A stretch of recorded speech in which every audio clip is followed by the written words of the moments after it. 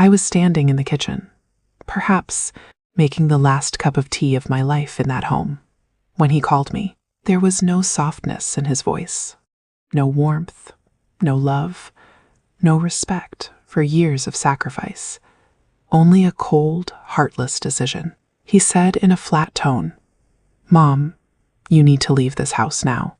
For a moment, the universe stopped. I couldn't understand what I had just heard, or maybe my mind refused to accept it. My lips trembled as I asked, "What do you mean? What are you saying?" He couldn't even look into my eyes. Avoiding my gaze, he said coldly, "This place is ours now.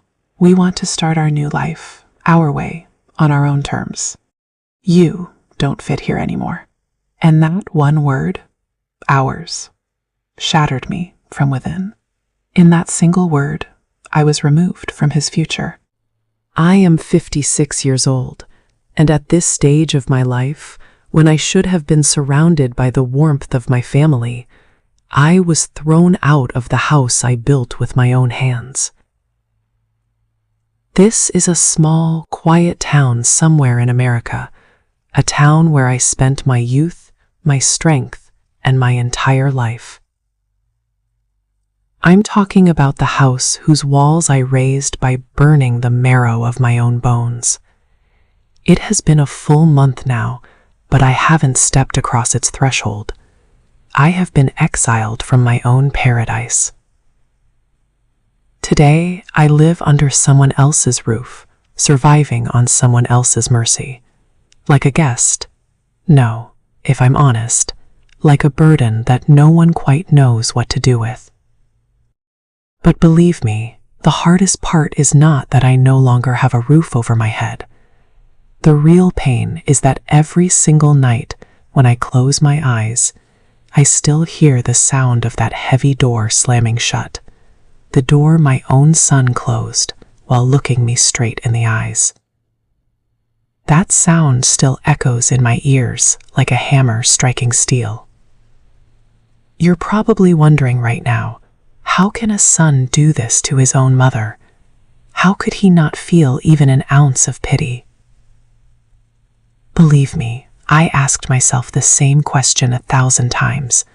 I never, even in my wildest nightmares, imagined that the child whose every little cry used to tear my heart apart could one day become so heartless. But this is not just my story. This is the story of every mother who sacrifices her entire life, every joy, and every breath for her children, only to find herself completely alone when the evening of her life arrives.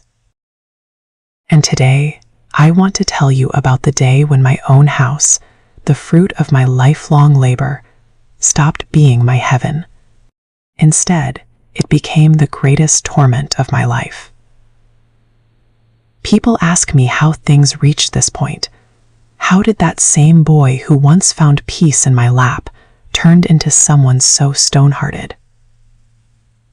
The truth is, it didn't happen in a single day. The roots of this bitter reality go far back, hidden in those many years when I was busy weaving bright dreams for my son's future, while he was quietly drifting away from me. Now, as I sit under this stranger's roof and reflect, the windows of memories keep opening one after another. None of this happened suddenly. The story of his changing tone and cold behavior is actually very old. With time, everything started to change. My son was no longer the boy he used to be. The innocence in his eyes that once used to wash away all my exhaustion had disappeared. He began spending more and more time outside with his friends, as if this house was suffocating him. I would stand by the window and watch him helplessly. When he returned late at night, the sound of his footsteps told me he had already drifted far away. Instead of sitting with me or asking how I was, he would walk straight to his room and close the door behind him. That closed door wasn't just made of wood. It had become a symbol of the growing distance between us. And I, with a mother's love in my heart, silently endured it all.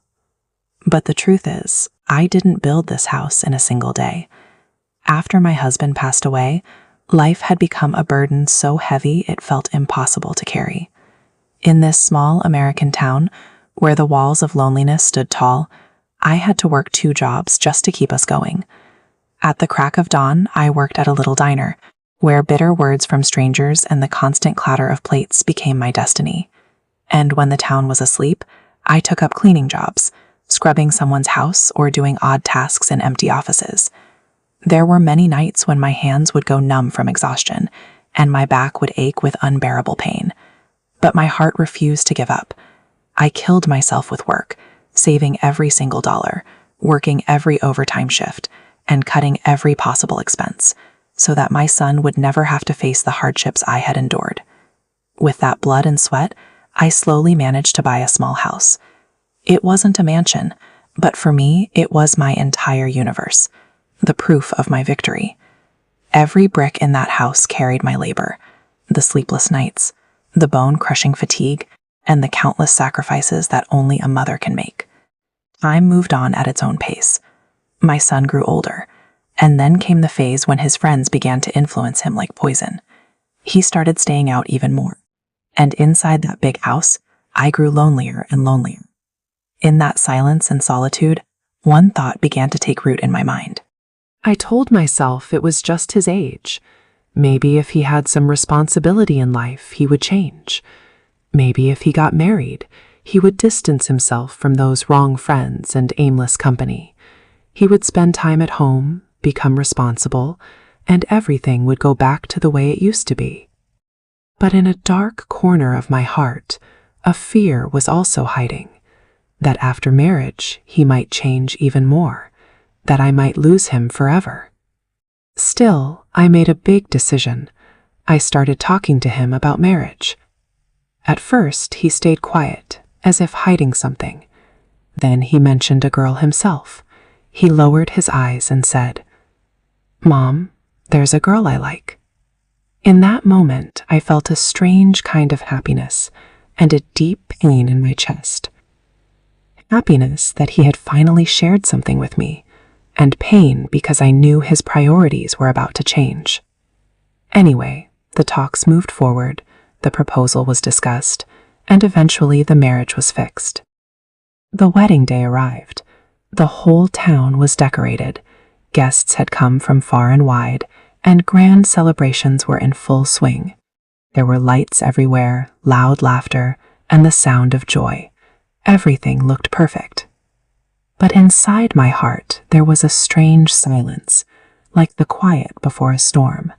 A few days before the wedding, while all the arrangements were being made, I had sold everything I had saved in my entire life, my comfort, my peace, and every last bit of security, to buy him a new house. I thought this would be a fresh start for him.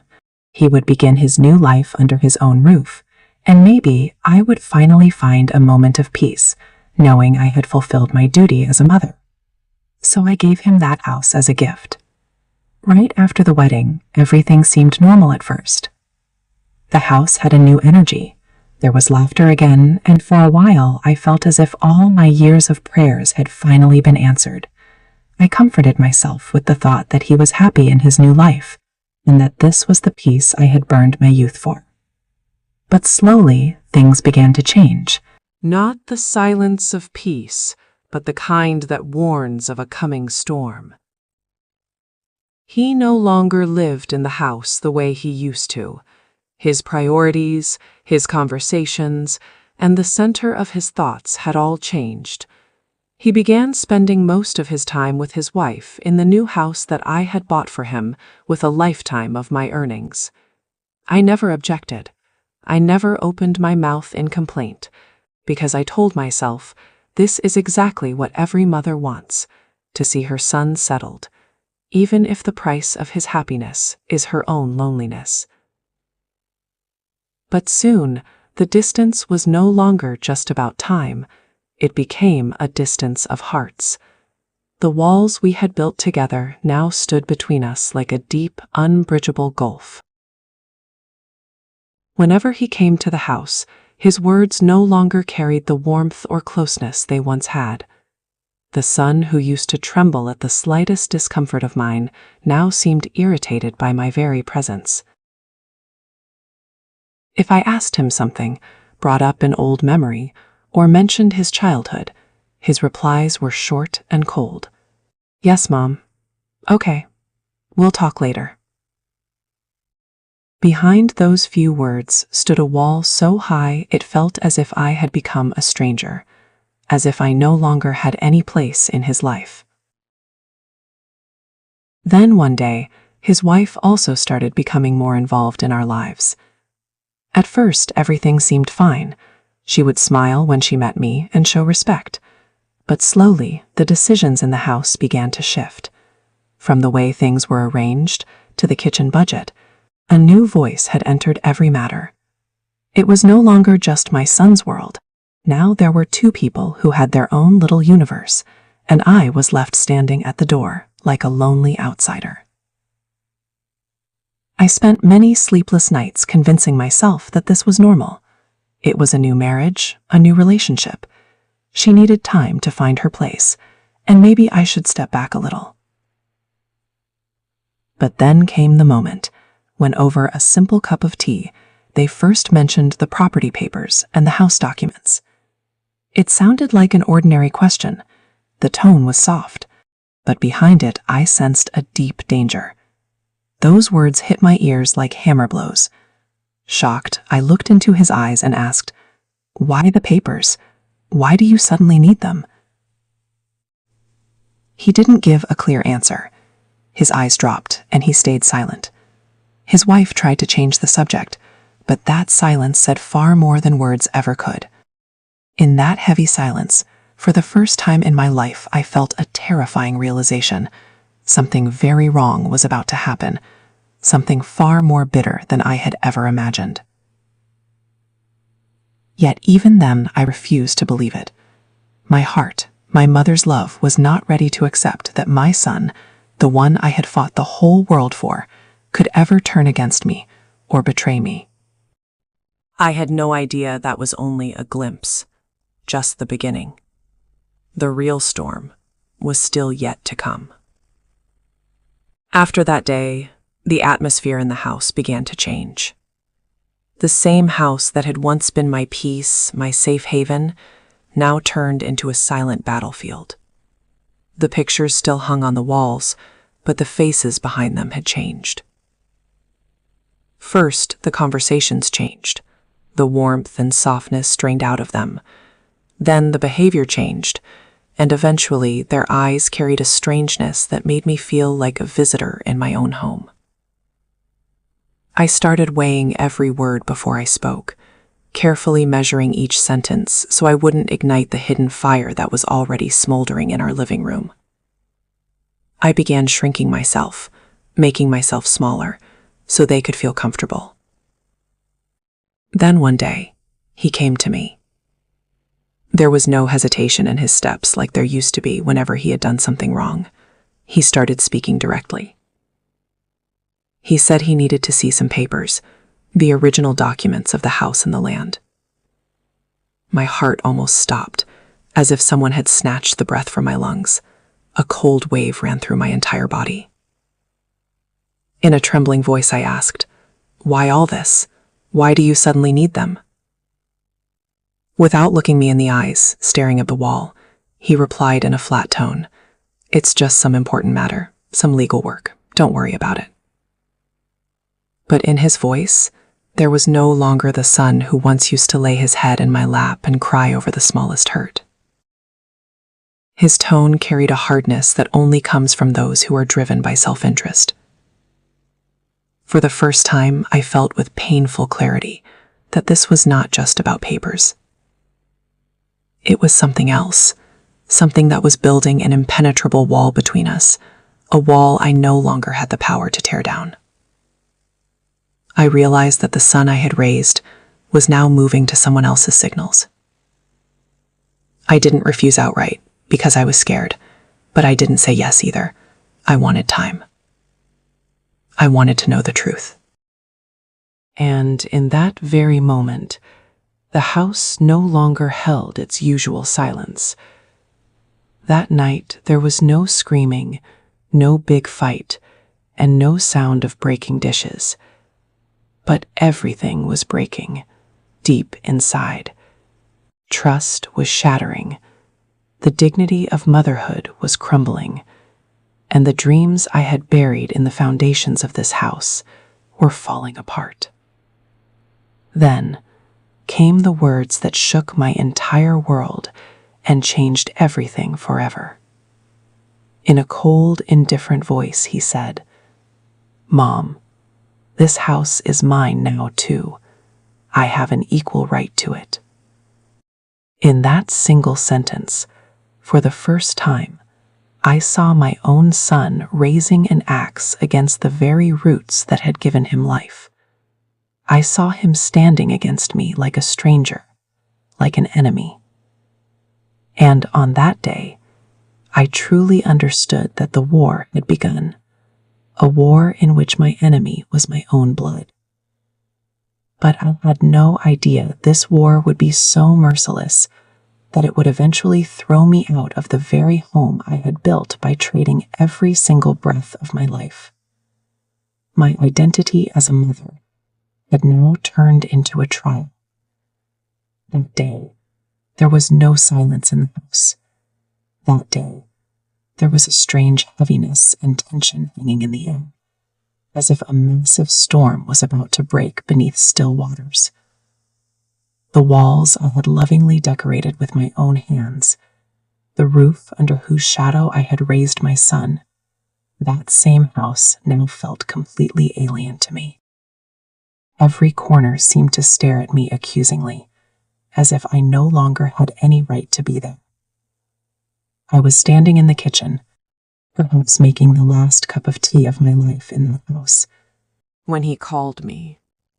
There was no tremble of love or affection left in the echo of his voice. There was no softness left in his voice for a mother's love, no respect for the years of sacrifices I had made. His voice carried only a cold, merciless decision. In a flat tone, he said, "Mom, you have to leave this house now." For a few moments, it felt as if the entire universe had stopped. I couldn't understand what I had just heard. My mind wasn't ready to accept the words that had reached my ears. With trembling lips, I asked, "What do you mean? What are you saying?" He didn't have the courage to look me in the eyes. Avoiding my gaze, he said ruthlessly, "This place is ours now. We need to start our new life in our own way, on our own terms. You're not able to adjust here anymore." And that word, ours, shattered me completely from within. That single word had pushed me out of his future, out of his family, and out of his love. I gathered whatever courage I had left and said softly, "But this is my house. This is what I earned with my entire life." He remained silent, a cruel, heartless silence that hurt far more than any insult ever could. And then came the moment that ended everything. The moment that carried out the funeral of my motherhood. He stepped forward like a stranger and began placing my few belongings, everything that was once my whole world, one by one near the door. I didn't stop him. I didn't protest, because my hands were shaking so violently it felt as if my soul was being ripped away from me. My tongue had gone numb, and darkness had begun to cloud my eyes. And then he delivered the final blow. He opened that heavy door that had once opened only for happiness. In a cold voice, he said, "Mom, you can go now." I turned around one last time. My son, the same son whose first cry used to make me sacrifice my sleep, stood before me like an executioner. And behind him, my house, my peace, my identity, was slowly closing shut. And in that moment, it felt as if my entire life, all my sacrifices, and my very existence had been sealed shut forever behind that heavy door. I said nothing, no complaints, no curses. Silently, I gathered my broken dignity and walked out onto the streets that no longer held any place for me. And from that day, I was no longer just a mother. I had become a homeless woman. After that day, I never went back to that house. I just kept walking, like scattered shadows on the streets, without knowing where my destination was or where I was headed. I no longer had the house where I had spent my whole life, no plans for the future, and no shoulder to rest my head on and cry for even a moment. The only thing that stayed with me like a shadow was my silence, a silence heavier than 1,000 screams. For a few days, I took shelter in a stranger's house, in a room whose walls seemed to ask my name every time I looked at them. Every night, when the city lights went out, I remembered the walls of my own house that I had painted with my own hands. I remembered that kitchen, those windows, and that courtyard. And most of all, I remembered that little boy who could not stay even a moment without me, the boy who had learned to walk holding my finger. Where had that child gone? And who was this stone-hearted man? But as time passed, as my tears slowly dried, one question began to haunt my mind again and again. What had happened to that house? The new house I had given him as a wedding gift, the one I had bought by selling every single penny and every moment of comfort from my entire life. Where had it gone?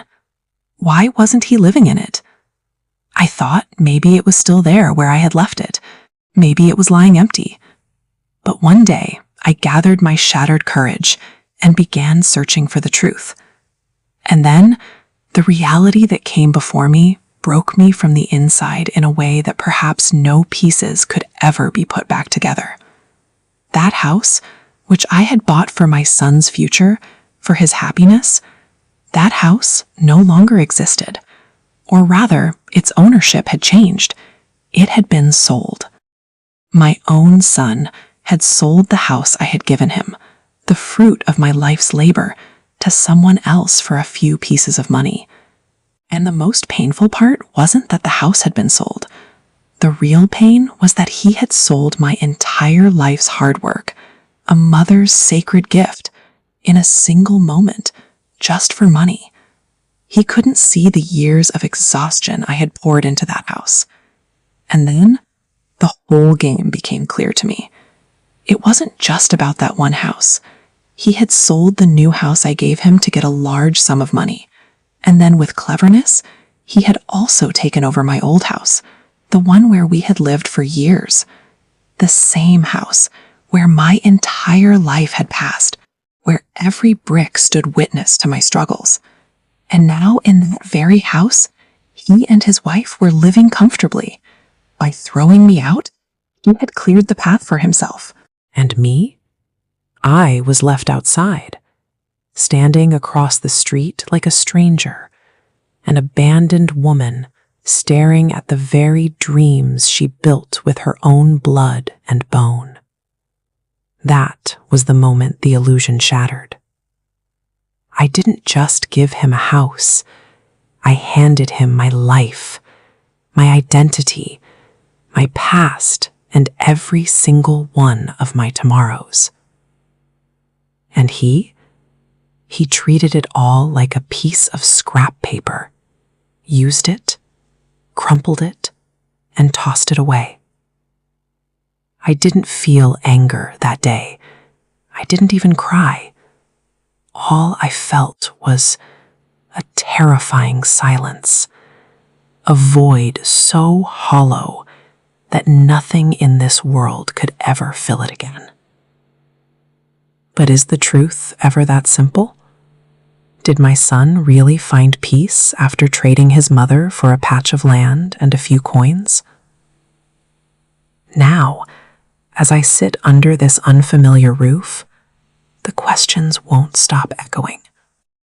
I've heard whispers lately, rumors of a storm brewing between him and his wife. That house, the one he stole, it's becoming a weight around his neck. They say the wheel of fate always comes full circle. I haven't said a word. No curses, no complaints. But deep in my soul, a voice is screaming, this story isn't over. Everything you've seen, that was just the prologue. True justice is patient. And when it arrives, he'll finally understand. You cannot put a price on a mother's sacrifice. Don't go anywhere. That was only chapter 1. Chapter 2 begins very soon.